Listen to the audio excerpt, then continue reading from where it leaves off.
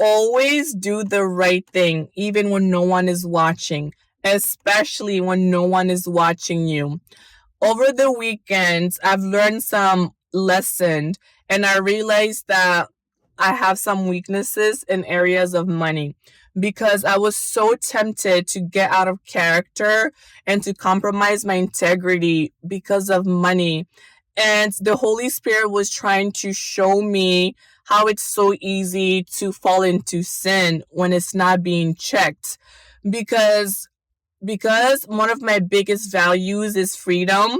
This was tempting for me because money means freedom. And the more money you have, obviously, the more options you have, which means you have more freedom.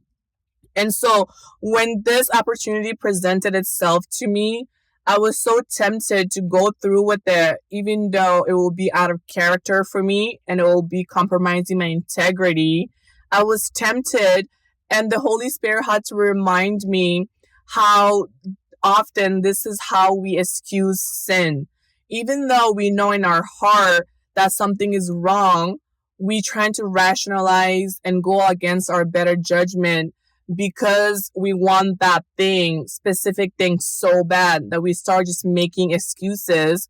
It could be, for example, you just start telling little white lies in your head. You thinking, oh, that's not a big deal, just a little lie. People tell bigger lies than this. Or if you see like if a married man approached you and even though you know that person's married, you still excuse in your head and rationalize saying that, well, if he was happy, then he would have came to me and talked to me. Obviously, something is wrong in their marriage, even though you know in your head, like that person's married. Let me not commit adultery, even though he came to talk to me, right? We just start making excuses to go against our better judgment because we're tempted by sin. And I realized that when sin is not checked right away, when you're not firm in your morals and values, for example, just being firm that I will not commit adultery, I will not lie, just being firm in that. So no matter what situation presents itself, as tempting as it might be, you know in your heart that I'm not going to lie and I'm not going to commit adultery, right?